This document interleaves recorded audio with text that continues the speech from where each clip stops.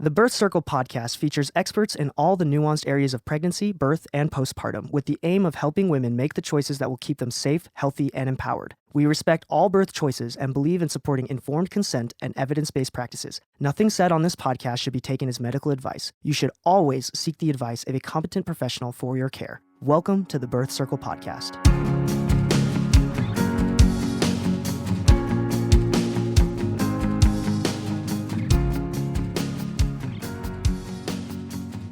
This is Sarah with Birth Circle, and today I'm so excited to have Heidi Snyderburn with me. And Heidi is the author of a book. Heidi, what's that called? Birth Story, Pregnancy Guidebook and Journal. It's a 42-week discovery into your pregnancy. Yes, and we're going to be talking about hospital birth, especially what's happened in the recent things in the world with COVID, and just generally how to have a better hospital birth, right? Yeah. Okay, absolutely. Great. So what, I ask this every time, what started you on your birth journey? How did you get into this? Oh, this is one of my favorite questions to answer, Sarah, because so few people know my story, even like my closest friends.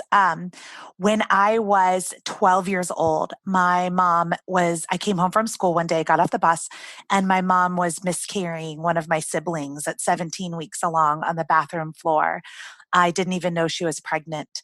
And my mom is kind of, she's very crunchy. She had all natural births and she was not going to call for help. Like she knew that what she was experiencing wasn't an emergency.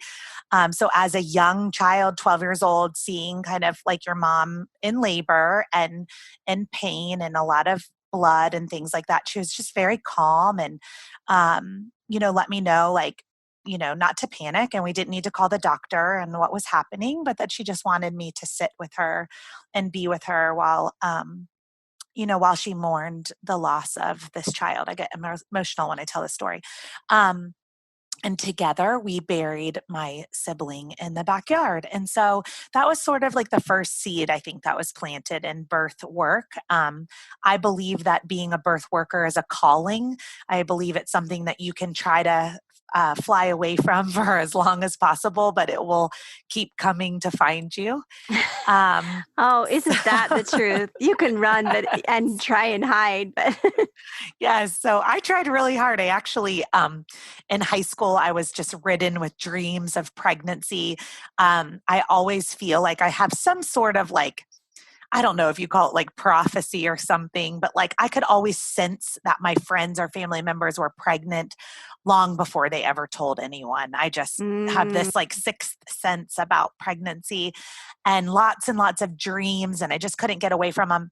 And then I ran away to business school and I got an MBA and I joined corporate America and I did all these things. And then one of my friends called me, one of my best friends, and she was married and she was pregnant.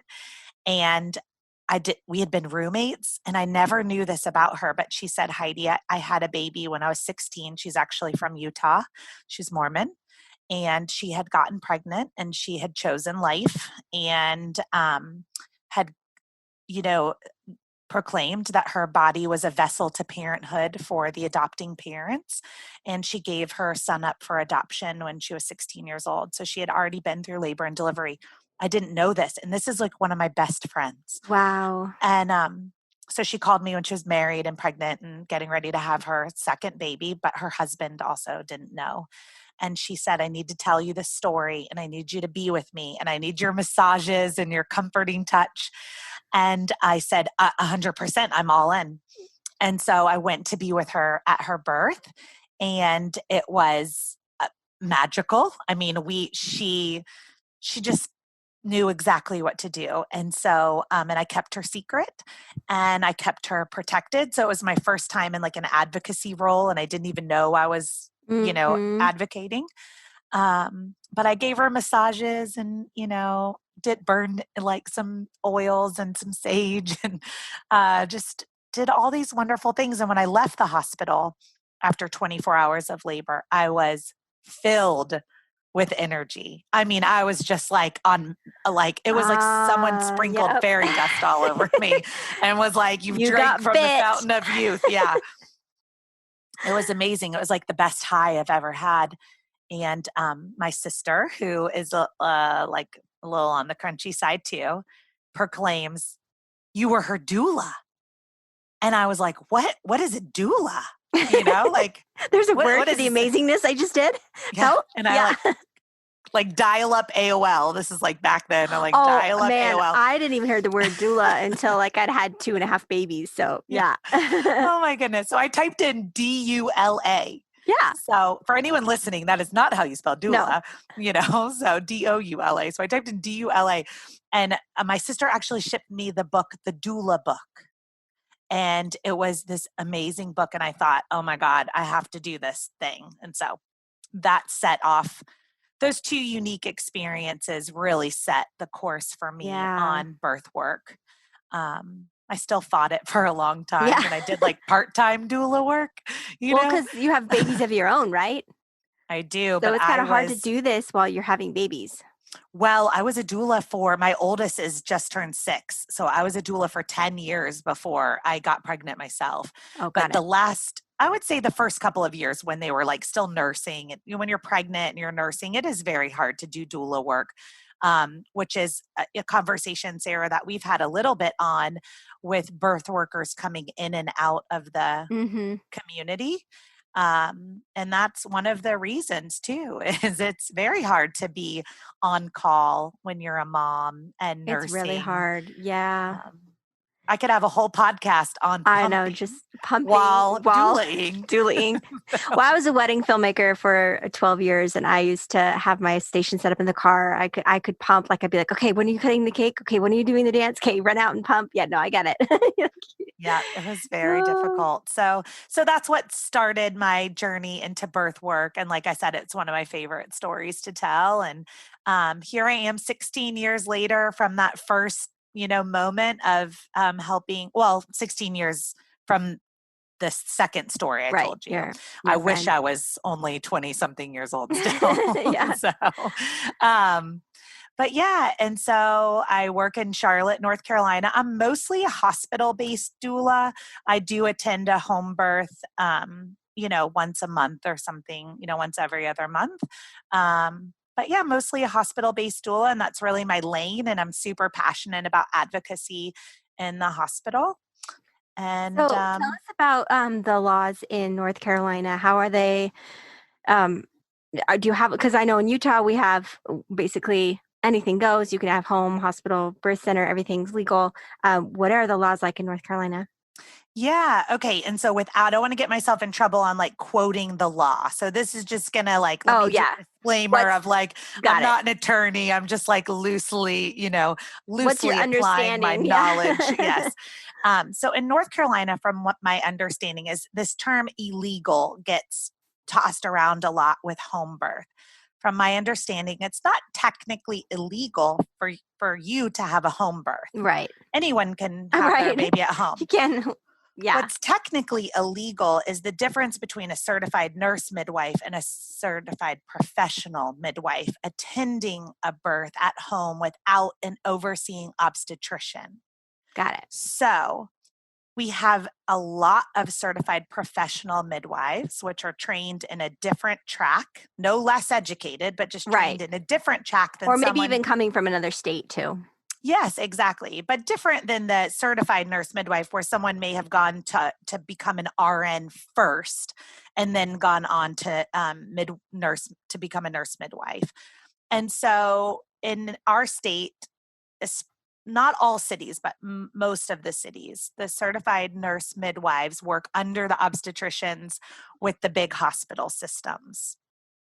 Many of them did work at several of the birth centers in North Carolina also, but most of the birth centers have been slowly shutting down. We do have like at least one birth center in like every other major market, I'd say, in North Carolina. We don't. I am in Charlotte, North Carolina with 1.5 million people, and we don't have a birth center. Is that because there's no OBs that will oversee them? So we had one. It was called Baby & Co. And that was a chain that was kind of around the Southeast. And from what I understand, it was just a financial thing. So we had an overseeing obstetrician that worked for a big healthcare system here, Novant Health. And that overseeing obstetrician, it was almost like a good partnership between the hospital and the birth center. They were connected. So if you had to have a transfer, you super could just easy. transfer right into this OB's practice. And then they had midwives on staff also. So it was a really nice option for moms in Charlotte to have. But unfortunately, the story that's been told is that it just really wasn't profitable, that they were having a hard time with the financial model. So Interesting. there may be other pieces to that, but I'm just not privy to that story. So when you're attending home births, are you attending as a doula with a midwife there, or are you attending as unassisted births? No, we're attending with midwives. So we have sort of like the underground communication path in North Carolina for home birth. So home birth is alive and well in North Carolina. It's just very protected. So as an example, we have a filtering system. So if I get a home birth inquiry, I have a specific doula that these inquiries get filtered to. She vets those inquiries, and then those inquiries will then get if validated, will then get submitted to the system of midwives that we have that support home births. So wow, we have a beautiful system, a beautiful network. There's a lot of home births that are going on, but again, we want to protect our certified professional midwives that are doing an amazing job in home birth care, but practicing under a different umbrella per se than like the laws of North Carolina would prefer. I like the word prefer, because, and this is, I'm so passionate. I really don't care if you give birth at home or in the hospital. It's just that the choices are really important. That if you're banned from having a home birth, but a home birth, but a hospital just really won't work for your circumstance, for your mental health, then you should not be unsafe at a home birth. Should not be forced to be unsafe. And so I'm always fascinated to hear how other states manage that, because I would hate to hear a woman doing an unassisted childbirth and something bad happening just because she was so afraid to go to the hospital, or just, I mean, there's so many reasons why a woman would choose not to go to the hospital or can't get to a hospital. Too far rural, or finances, transportation. Insurance. So there's many different reasons. Women of color that don't trust the the hospital system to take care of them, rightfully so. I mean, so yes, I would love to leave listeners with home birth is alive and well in North Carolina. You just have to do a little bit of digging. So how has COVID then changed? Because I know here in Utah, many people have switched to home and birth center easily because of what COVID's done in the hospitals. And the policies, not necessarily what it's actually done in hospitals, but the policies. And but so in a place like North Carolina, it'd be a little bit more difficult to make that switch. Yeah. Okay. Let's talk about it, Sarah. Let's get in. Let me drag the soapbox out and put it there for Heidi. Let's get a little bit fired up about that. So in March, the hospital systems just shut down. That was their to doulas. That was like their immediate response. So we have hundreds of moms that have paid thousands of dollars for their doulas. The average price in Charlotte is probably $1,000 to $1,500 or $2,500. So anywhere from $1,000 to $2,500 that you've paid for a doula, and those are non-refundable fees. And now the hospital system shuts down. And most doulas, like myself, we have this catastrophic clause, like if there's something out of our control. So we had to get really creative on how we were going to serve moms. The number one response to that was switching to home birth. So there was an influx of my clients, all of the other doulas clients, just newly finding out that they were pregnant, switching to home birth. If they didn't switch to home birth, they inquired about it. I had every single one of my doula clients on the docket that was out for 8 months asking me questions, wanting to interview home birth midwives and at least consider the switch. Many did switch.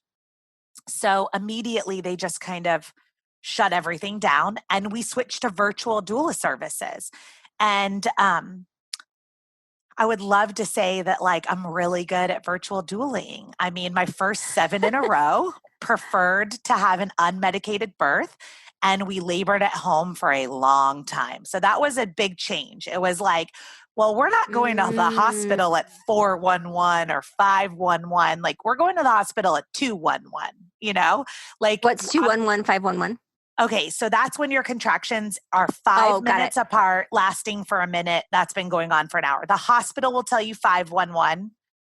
Most birth workers will tell you 3 to 411. Yeah.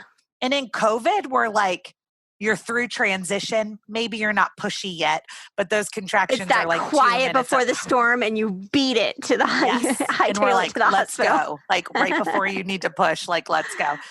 So that was like a big change, was doing a lot more childbirth education, empowerment, like trusting that your body was going to be okay, even if we're not on continuous monitoring at home, checking your blood pressure and your temperature every 2 seconds, you know, which I don't want to downplay the importance of that. But in healthy singleton pregnancies, you know, we felt very comfortable letting women. Do you have Montrese's there? Just wondering. We do. Yep. And that's very much part of my practice, and a lot of the other doulas practices around here. So Montrese, we have not talked about Montrese's, I think, at all this year, but Montrese's are a step between a doula and a midwife. They can do some things like take blood pressure, check station of the baby, check a cervix, but they're no replacement for a midwife. No. But they could, if you're laboring as long as you can at home, then that would be a nice service to have somebody checking your blood pressure and your dilation, right?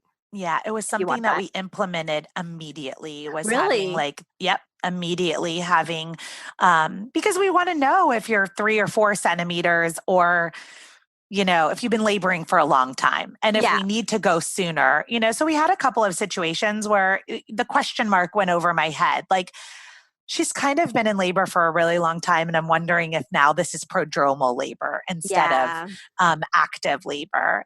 Also, the Montrese midwives, most of them are midwifery apprentices. That makes sense. So they're like working under the midwives as their assistants. And they also offer herbal inductions and herbal augmentations and that type of thing. So everything from like a red raspberry leaf tea enema to like tinctures with like motherwort and black and blue cohosh and different things that we can help expedite labor. So yeah, we absolutely implemented Montrese services. Yeah. Very cool. Okay, so sorry I interrupted you. It's a fascinating story. Okay, so at the hospital, if they don't allow a doula, what virtual doula services, how is that working? Yeah. Okay. So it's really interesting. Really quick on the fly, we had to develop a plan. Like, what does that look like? Right. And it looked like me shipping to all of my clients a tripod stand, making sure that they had technology so that they had the financial resources to have an iPad or an iPhone or something. And then I would buy them a Bluetooth speaker, so that way they could actually hear my voice. So the way that it worked is we would use Zoom, which was pretty cool because we could actually then record all of the births, because you just hit the little record tab on Zoom. And now all of a sudden, against hospital policy for doing birth photography or birth videography, all of my births are now recorded. Okay, because the hospital they didn't ban this virtual service. They didn't, no. So they knew welcomed better. It. Yeah, they knew better. Yeah. So what I was able to do is just kind of like we're talking on Zoom today, Sarah, is I was on a tripod. So once they would get into the hospital, if they weren't about to birth. Now, the majority of my clients, I never switched to virtual services. They birthed within 10 to 30 minutes of arrival at the hospital. But I did have, over the last couple of months, I have had several clients that were still there for 4, 5, 6, 7, 8 hours that I did do virtual services with. And so I'm on a Bluetooth speaker and I'm on a video so that I can see them. It's not important for the mom, as you know, to be able to see me. So most of the time I just had my video turned off, but I could watch the environment. I made sure to meet the labor and delivery nurse, the midwife, or the obstetrician, go over their birth plan, still be able to say while the mom's laboring, you know, to have those sidebar discussions. Oh, and they would take you seriously on a little device? Yeah. And I think that's because I've Wow. worked here for 16 years though, too. Okay, So I okay. know most of Yeah, the that makes sense. providers, and we have like a good relationship and a good Mhm. rapport. And I've, been delivering with them for a long time. Um, But but if your doula, because we're doing that too here. They're starting to allow doulas, but yeah, the virtual assisting is still a thing. So if your doula isn't well known and your doctor has never worked with an iPad in the room, what are some of the things that that the couple going in, the birthing person can go in and say to pave the way for this to go smoothly? That's a really great question. So the first comes in the prenatal appointments, right? Like it was so Mm, important that when you're doing your prenatal appointments to make sure that your birth plan, your advocacy plan, your preferences plan, whatever you want to call it, is laid out and printed so that you or your partner, if you have one with you, can then deliver that to the nurse, the obstetrician, the midwife. I also had all of my clients write a letter that said, I have been laboring with Heidi at home for this entire labor until this point. Please get to know her. She's part of okay, my team. So that's they great. turned in a letter asking for them to make sure that they involved me and to get to know me and all that kind of thing. There was a lot of preparation with the partners. So making sure the partners understood how to use a rebozo, how to do a double hip squeeze, how to like put pressure on the sacrum, how to do some abdominal lifts or some belly sifting, so that when I'm then directing or coaching from the other side of the camera, they know what I'm talking about because we already went Mm, over it in the mhm. prenatal appointments. So that became really important. Some of this was trial and error. So I would do it and then I would ask the couple what worked, what didn't work, how could we do this better? Then I would be better at virtual Yeah. dueling on the next one. And the education keeps growing. But these are some of the key learnings that have helped be successful in this virtual environment. Yeah. I just Hopefully it's getting the taken mamas that down. gave birth, in late March, early April, poor things. Oh my God, like in New York City where they couldn't even have their partner with them. My heart. That's Have you I interviewed any of them? No, but I can't call that anything other than abuse. I don't understand how you could Total call that abuse. any other, like, form of abuse because it's not necessary. Mm-mm. Yeah. I hope there's some lawsuits with some PTSD and I don't Please know. It's bless. medical trauma. I mean, just Yeah. it's terrible. So, Yeah. so I will say that I was able to then listen to how the moms were laboring, kind of still visually see as if I was in the room, like what their needs might be, even if it was just like chapstick or some ice chips or water. If I could see that there was some glistening sweat on their forehead and to help their partners, get some cold cloths, when to do squats, when to walk. Yeah, so Um, basically supporting the partner, supporting the birthing person. yeah. So it was a little bit different. Now, one of the hospital systems here just opened up to doulas, and we could talk about this because it's Yeah. very, very controversial. Very controversial. So, one hospital system has opened up to doulas in our area, and the other one remains silent. Their stance right now, the hospital is Atrium, and Atrium's stance is that doulas are visitors. So, one thing that we need to point out is that hospitals aren't God. Right. Hospitals aren't even government. Hospitals are businesses. So, they are making a choice based on policy, their preference, not based on what the universe needs them to do. Right. So, the And fact that both one of these hospital made one choice, another hospital makes another choice. Keep telling the story. I'm very interested. Yes. And both of these hospitals, by the way, are for profit hospitals. Okay. Okay, This is so very important. This is a very important part of this. So I will name them. So Novant is one of the big chains that spreads across, both of these spread across the Southeast. But Novant has made the decision that they have very loud and clear said doulas are not visitors. They're a critical part of the birth team. They cited data with AWAN and the Cochrane woohoo! Review.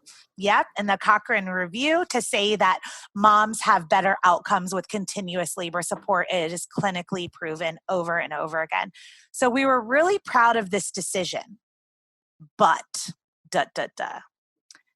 the way that they went about it has been very exclusive and not inclusive of the whole birth worker community. What?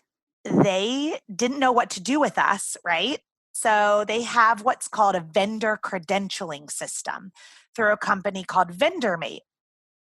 Now, in one of my like side corporate jobs, I work in epilepsy neurosurgery very part-time. And I already had this credentialing because I go into the operating room as a consultant for a company that makes a lot of money to do business at the hospital, right? So it makes sense Okay. that I have vendor credentialing. I have to go into the operating room. I have to have training with bloodborne pathogens and Medicare and Medicaid and their tobacco policy. And I have to prove that I'm not a sex offender and that I don't have a criminal history. All of this makes sense to me for my medical device consulting job. So like Yeah, sure. if you're a drug rep, you need to be screened. You're making lots of money by going in there. If you're a medical device rep, all this stuff. If you sell paper plates, whatever it is that you do. But they put the same stipulations on the doulas. So Okay, it so you was could have a paper plate rep that would be allowed to be a doula, but not an actual doula. right. So what they asked every doula to do was pay a Great. $350 fee, which is a lot of money. It's a lot of money for doula. Yeah. Then you had to prove that you are a registered business with an EIN. Now we know that most birth workers are just not great business people. And like we may or may Can I not get an have amen? a tax ID number, you know? May not have separate credit So- card accounts, may or may not be expensing their miles. Yeah. Well, and it doesn't make sense because if you're just doing this a couple times a year, there's no point. The government doesn't even Exactly. recognize it as a business. It's a hobby. Yeah. So, And if you're volunteering, and what if that you're too. a community doula? And all of this is Yeah. volunteer work to help improve outcomes for All right. women of color. At first, you have like drugged me through the entire gamut of human emotions in the last 10 minutes. So can you please like do something about it? Because I'm really upset. I'm so sorry. We can end this on a high note. Please. But anyway, I mean, so it's just a very rigorous process that was very expensive. Just to have someone attest that you aren't a sex offender, that costs money. Background check, that costs money. Then the joke is they were like, you can't turn these things in for yourself. And we were like, but we don't work for anyone. We work for ourselves, you know, like, or we're volunteering for ourselves. Like, who's going to run the background check? Like, there's no corporate company to run the background check. Oh, no. You know, so it's been kind of a disaster. And the last I checked, only 8 doulas in our area had credentialed. So through the process. What does that mean for moms? That's very bad for moms. That's very bad. That means no representation. No representation, right? And I hate to say it, but all of those 8 doulas were white women. Okay, well, that does nothing for our community of women that are of different backgrounds and different cultures and different races. And so, I mean, it's been sort of a disaster, but in one hand, it's like, okay, I credentialed and I certified and it was difficult. I had to make a decision, right? Like, do I stand against the machine or do I serve the 40 moms that have hired me that are birthing at Novant right now? And I had to make the decision, very difficult, that I could kind of balance it, right? Like I could use my voice and my platform to advocate for change, but I also needed to serve the 40 moms that I had that were birthing at Novant right now that were finding out doulas are allowed back in the hospital. What do you think they're going to do if their paid doula says, oh, I'm not going to go, you know? So we were kind of stuck in a sticky situation and I credentialed, but I'm still trying to speak loudly for change. We were able to get the fee. I should say, I feel like I played a very big role in it because I was the first one to change the fee to $25. So Heidi. Yeah. So now the fee is $25 for everyone, a one-time fee of $25. So it is, the cost is barrier is not as much there, but all the other loopholes are still in place. So we're working on it. Change is coming slowly. Then the other hospital system, I'm just a visitor. So we're still virtual dueling. But they'll allow partners at least? They're allowing partners, yeah. And they're allowing us to be on virtual services. Most of my clients just switched, honestly. They just switched from Atrium to Novant or they switched to home birth. How exhausting. So this conversation 6 months ago would have been very different when we talked about how to rock your hospital birth. Um, it's a completely different animal. Do you think that we'll return back to normal? Do you think that hospitals will get so excited about all this newfound power over the mom's No, birthing space? it's already changing It so will quickly. reverse. Now I can only speak about my city. I'm not sure what's happening like in Houston and New York and Chicago and LA, but I can say in my city, the moms are being loud and proud. They're writing letters, they're posting on Instagram, they're tagging the hospital systems, they're writing to the medical directors. I mean, they are like, let the doulas back in, and everyone is putting the data in front of them from the Cochrane Review. So it's I have to give kudos to Rebecca Decker from Evidence-Based Birth. Yeah. Amen. She's been critical with her podcasts and her just all of the data that she's putting out around COVID. I mean, she's really leading the way for change. So we've been able to use the data that she's putting out to support fighting for doulas to be back in the hospitals. Yeah. Amazing. Okay. So the question, how to rock your hospital birth then? What do you think? What is your unique? Yeah. So the first question I would say is, what hospital birth are we talking about, with the virtual doula or doula? So let's go back to the world, because I really think we're turning the corner to where you're going to have your doula and you're going to have your birth partner. And how do we rock? How do we rock? There we go. Birth? Let's do that. So I cannot have this conversation though without kind of pitching my book a little bit. Do it. We want to hear about your book.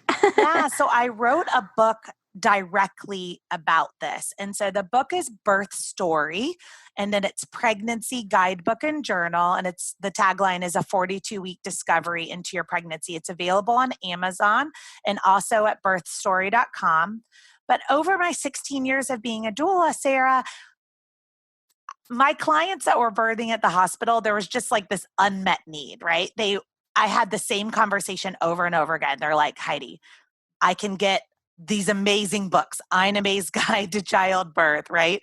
These Hallmark books, like Birthing from Within is another amazing one. Lamaze, the Bradley Method. They were having a very difficult time finding a book or a resource for the 92% of women birthing in a hospital that want an epidural, not pushed into it, not forced into it, but actually accidentally want an epidural, want a planet. Great. So I have all these moms that were hiring me that they're like, I mean, I really want to have a doula, but I also want to have an epidural, or I really want to have a doula, but I really want nitrous oxide, or I'm open to Stadol, or, right? But they really weren't finding anything that told them what it's like to get an epidural. Like, what does that feel like? What is the procedure like? What are all these, when I check into triage, like what are all these medical terms I'm hearing? Like, what is this monitoring all about? So instead of like a book that's like fighting all these things, right? I was like, what if I put a book out there that just explained what all these things were, so that then when moms were working with their doulas or their partner or their birth team, they had a better understanding on how to advocate for themselves based on what their true wishes and desires are, because now they're fully educated and informed on the whole process. So that's the book I decided to write. It's I think it's pretty good. It's like 3 books in one. I think it's pretty good. No doubt it's good. If you write like you talk, it's going to be a fun ride. So it's 529 pages, so it's really thorough. So super simple, very to the point. Sounds like. I mean, it is. Yes, it is. It's just 42 weeks. So yeah, that's true. So we did it as a week by week guide. So every week you're greeted with what's called a postcard from the womb. And this is your guide to pregnancy. Your baby is writing you a letter from the womb about what's going on in their development that week. So it's really cute. And then there's a journaling prompt every single week. And then there's a birth story every single week. And the birth stories are all the stories, not all of them, 42 of my favorites that I chose. Yeah. And then it pops out. So if I'm telling a story and it's to the babies, so it's like, so Sarah, what's one of your child's names? Oh, let's say Beth. Beth. Okay. So it's like, Dear Beth, I'm Heidi. I'm your doula. And I want to tell you about the day you were born. And then it goes through the whole timeline. Like at 11 o'clock, your mom was awakened with some surges and, and all these things, and it unfolds. And then if there are things that you need to note, like what is bloody show? Like what are these newborn checks and procedures? What is a membrane sweep? What is a cord knot? What is a nuchal cord? Whatever.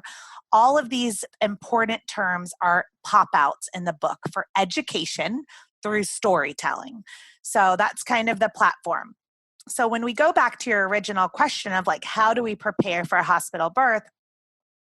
I believe that the success of having a positive experience in a hospital and walking out of that hospital without medical trauma and looking back on your birthing experience almost as if you had it at home or at a birth center is possible with preparation. Mm-hmm. So I have a lot of prenatal visits, and I have a questionnaire that we go through that has hundreds of questions. It takes about 3 to 6 hours to complete just the initial prenatal visits to be my client.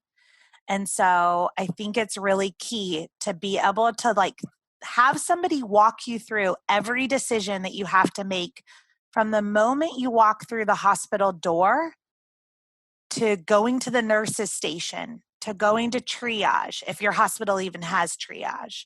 What does that look like? What are they wanting to do? Like, what are the hospital policies and protocols?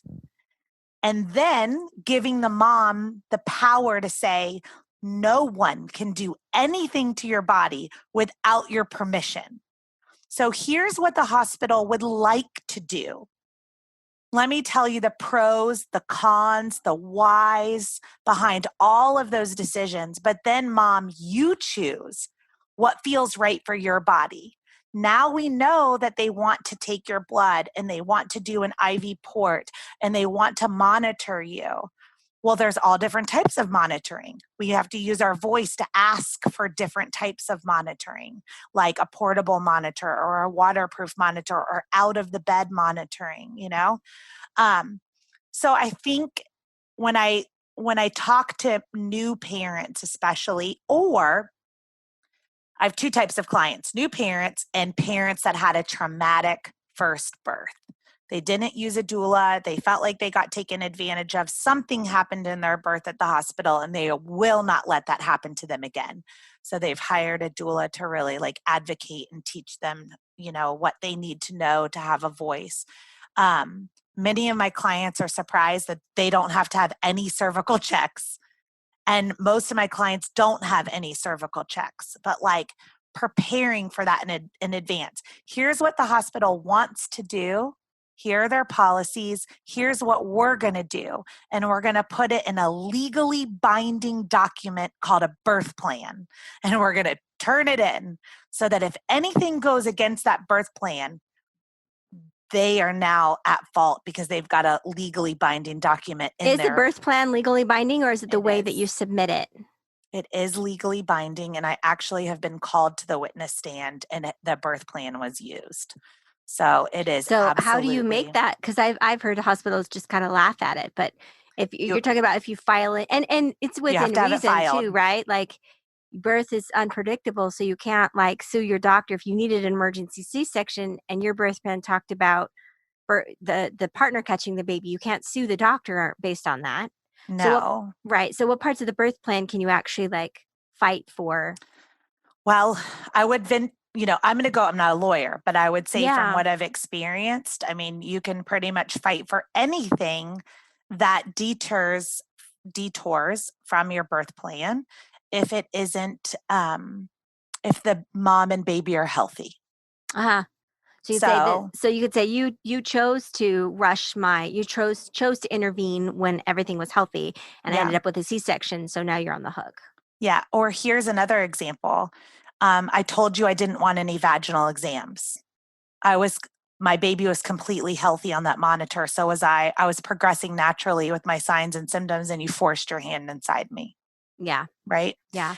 Here's another one that happens all the time. My birth plan says to not cut the cord for a minimum of 5 minutes until it has stopped pulsating if me and my baby are completely happy. And I've been recording your birth, and at the 2-minute mark, you cut the cord. and my baby was deprived of all of those rich stem cells. Well, we told our doctor, our midwife, that we didn't want the cord cut, and she said fine. But then when push came to shove, he was in distress, and rather than wheeling the car over to me, they cut the cord and took him, and he had respiratory distress. So that was in our birth plan. It was written down, but she could claim, well, he was in distress. He wasn't happy. Yep. So in that case, that would be one. I see the cases on the other side where like baby's totally happy laying on mom's chest. And they cut the cord. Just cut the cord because they're not keeping good time. Now, hopefully, if you have a good doula who's with you, she's keeping time. You know what I mean? And I'm like, whoa. I tell everybody, when in doubt, let your doula cut the cord. Be the person that you say is going to cut the cord. Oh, that's cute. I'm holding that cord and I'm feeling for that pulse. That's a good idea. Or train the partner to do that. Exactly. And if you feel that pulse, I mean, just be like, oops, I don't know what's happening. And la, la, la. You can wait, how do the scissors work? You can waste 60 seconds like so easily, you know what I mean? While you're just like fumbling around with nerves on cutting the cord. So basically the best preparation is a lot of education, is knowing, so you can be on the offense instead of the defense. So you're not putting out fires when you're going in with a solid plan and saying, this is what I will and will not tolerate in terms. Oh, you said before we started recording, why are they treating us, instead of treating birthing people like customers, which they are, they treat them like, I don't know, employees? Yeah, like sick patients, you know what I mean? Like something's wrong with them and their blood pressure needs to be taken every 2 seconds. And like, you know, like, it's insane. I want to go back to what you were just said to kind of conclude that is, I have seen that we have much more success with our birth plans when we submit them through the online portals in advance. Okay. I require all of my clients. So my clients get 3 birth plans. They get a spontaneous, like if they go into spontaneous labor, then they get an induction birth plan. You get to 42 weeks and you know, again, no one can do anything I birthed at 43 weeks in a hospital. So no one can do anything to your body at 42 weeks without your permission. But if you decide to be induced, then we have an induction plan. And then we have a gentle cesarean plan. So all my clients get 3 plans. And then I ask them to upload it to the online portal and to schedule time with their OB or their midwife to talk about it, because we don't want to be in an adversarial thing. Nobody wins. Yeah. So if at 36 weeks you've uploaded your birth plans and you've scheduled time and we've all talked about it, then and your doctor signs off on it or your midwife signs off on it, when we get into your birthing time and in your birthing space, the first thing I let everyone know in the room, like the labor and delivery nurse, is we've already uploaded this birth plan and we've discussed it with midwife so-and-so. And if do you have any questions, labor and delivery nurse or doctor on call or whoever it is, because this was already approved in advance. Great. That's cool. So I would say that would be a big tip that I would have is use those online portals to clients should ask as many questions on those portals as they need in advance. You know, I don't think there's a way to abuse that system. It's a really quick way to get access to your provider, and you can ask them whatever's on your mind. And if you have, you know, if you think they're going to push back on no IV port, then let them do it when you're not in labor, so that exactly. Yeah, so we can have a solid conclusion on what our plan is. Again, healthy mom and healthy baby. And this is with your provider, but the nurse is not, I mean, you don't ever get to meet your nurse before you go into labor. So, but at least if you've got it approved the provider and the nurse is trying to force that, you can say no, and the provider okayed it. Go call my provider. Yeah. So the second part of your question, I could probably answer by going back like early in my career, right? On watching the hospital systems over and over again take advantage of moms. And that's really how I was able to kind of create a system that I think works really well. Because early in my doula career, I didn't have a system. And so I was just kind of a witness to some bad things happening. Yeah, birth worker trauma, birth worker PTSD is a real thing. Yeah. Like, Yep. and you're standing there helpless. Like, but we put on the birth plan 5 minutes. Why did you cut it at 30 seconds? And my young self not saying that and not speaking up. I mean, it took me a long time to even grow into my doula voice to be able to advocate for my clients. So now imagine if you're just 27 years old and you're pregnant, trying to do that for the first time yourself. Yeah. I mean, And it's not a system. I mean, understand. you don't get to go into labor and delivery till you go into labor and delivery. So it's not like you even know what kind of beast you're up against. Yeah. So you had asked me before the podcast started, like, what are some of the things that I see in the hospital system where they're really treating people like patients and Yeah. not like customers. And so I was going to talk. Well, and first of all, what's the difference between a patient and a customer, and why are moms really just patients and not? I mean, birthing people are definitely customers and not patients. What's that line?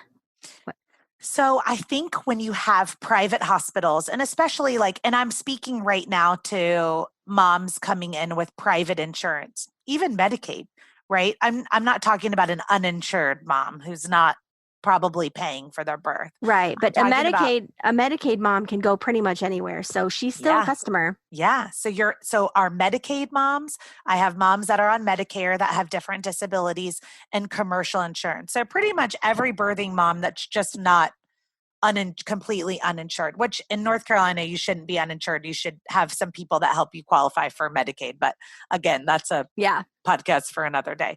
So if you're coming in and you're paying the hospital with Medicaid, you're paying the hospital with Medicare or commercial insurance, they're getting paid a lot of money from you. If you get an epidural, they're getting paid at least $60,000.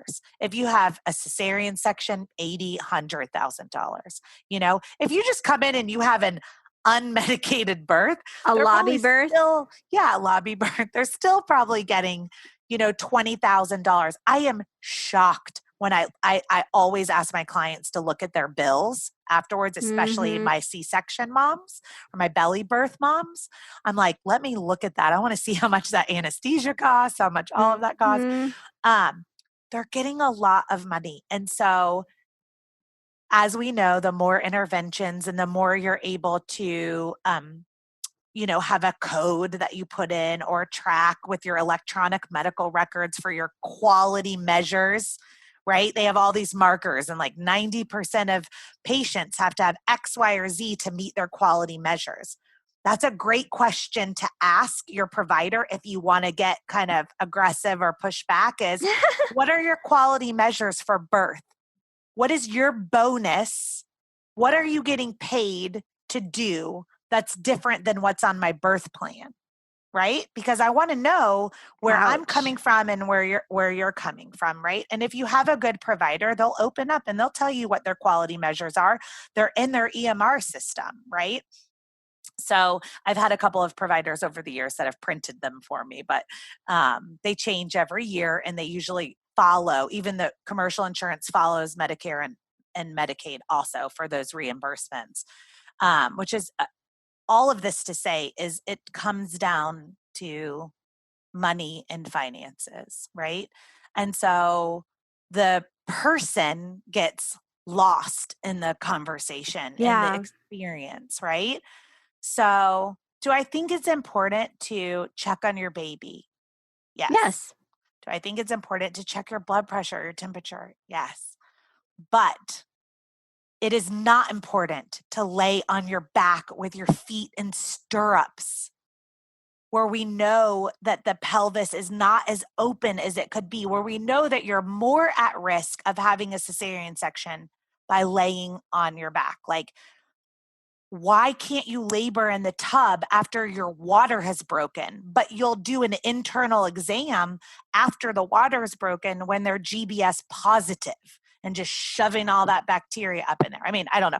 Sarah, I could probably go on a million things. The Heidi soapbox is quite grand. You've got theater lights set up around it. I love it though. Yeah, you preach. Yeah, exactly. So There's just anyway, there's so many things that don't make sense that contradict and just makes it look like a scheme. Like it makes it really hard to trust the system when they do things like this. yeah. You know, and it's just maybe they just haven't had this pointed out to them how ridiculous they look. I don't know. And I will say that, at least in my experience, this is not so much provider specific as it is hospital system specific. So, do I blame the labor and delivery nurse at all? No. No. She has a job that she has to do and a supervisor and a manager to report to, and they have asked her or him to do these ridiculous things that are not fair. And she may completely believe that they're ridiculous and not fair, but she's trying to move from third shift to first shift.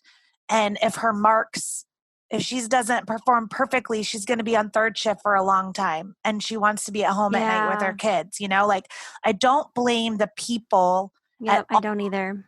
I blame the system, which is afraid of being sued. And so they've implemented policies, and let's air quote policies, right? Because again, no one can do anything to your body or to your baby without your permission. You can go to the hospital and not have your baby monitored.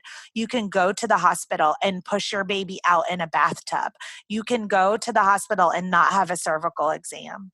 You might have to fight the entire labor, and it's no fun to fight. I remember in my labor, I remember thinking, you are having this fight with me when I'm in transition. Like, we're having this discussion during contractions. That's not fair. In my head, I'm thinking, this isn't fair, but what can you do about it? What can you do about it at that point? So and most women break, right? Yeah. I have seen over and over again moms that didn't want an IV port, didn't want an IV, didn't want cervical exams, didn't want their water broken. But in the middle of labor, there is no such thing as informed consent. That's not a thing, right? Moms close their eyes in the middle of a contraction and sign a form for an epidural. I'm like, do you think that she was aware of what she just signed? No, she just wants to get it out of her face. Whatever it takes to get you out of her face. Stop talking, get it on my face, and get me out of pain as quickly as possible. Well, no, I mean, if the mom asked for an epidural she wasn't planning on, she better have it stat. But it is the times where it's a little bit coercive.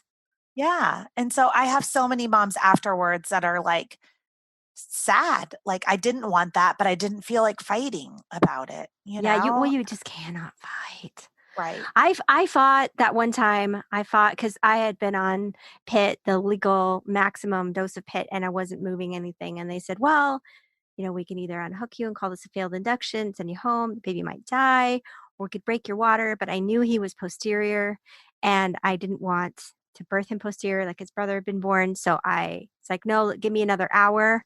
And this is all while like I'm having full contractions with no epidural.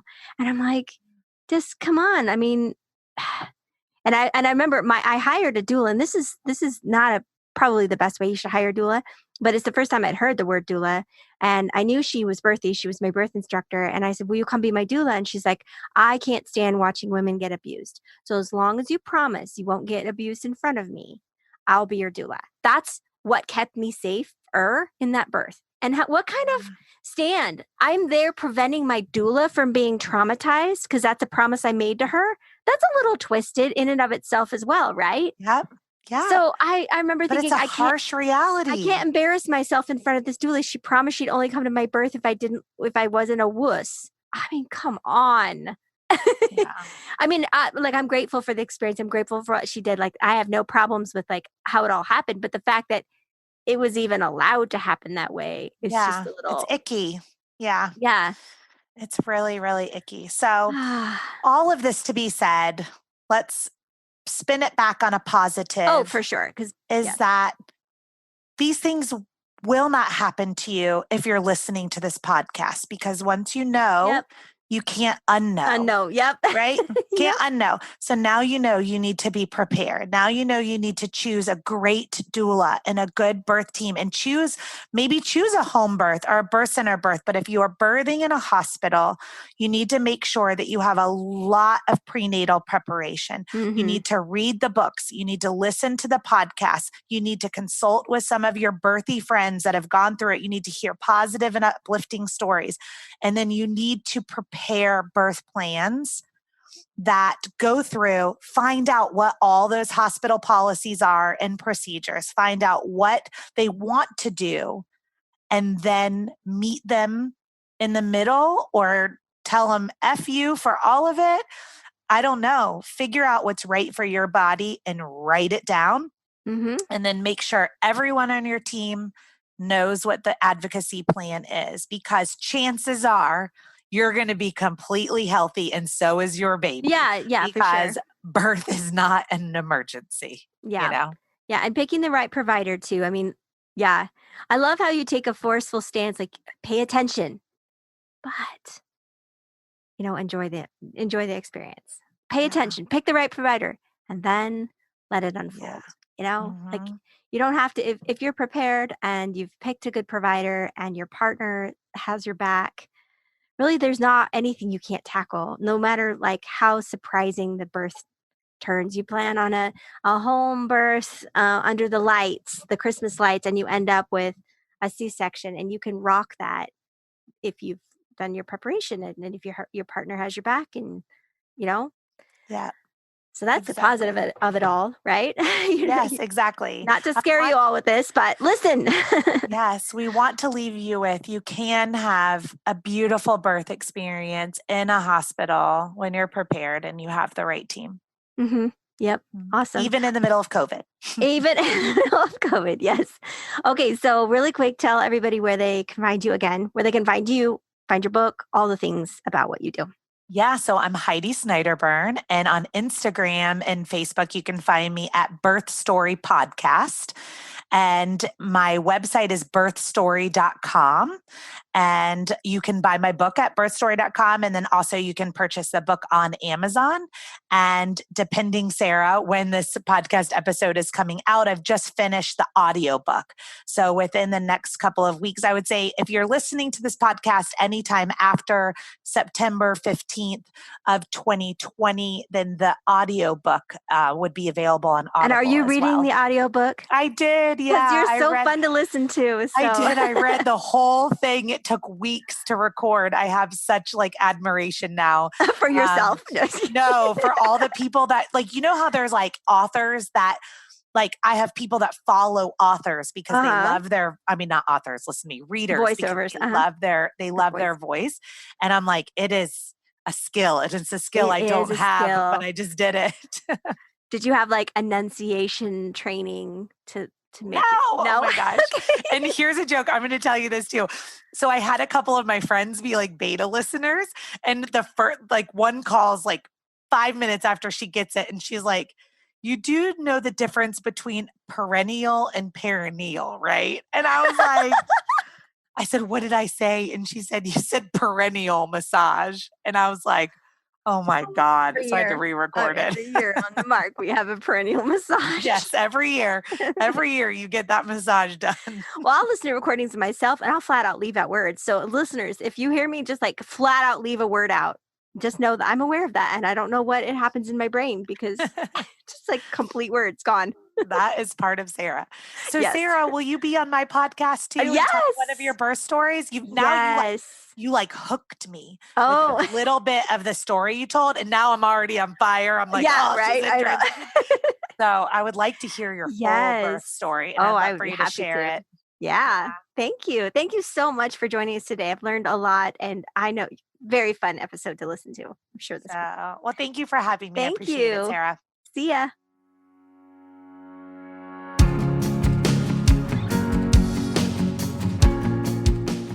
Please visit us at birthcircle.com, join our Facebook groups, or find us on Instagram and Pinterest. We hope you'll use our resources to support your birthing experience.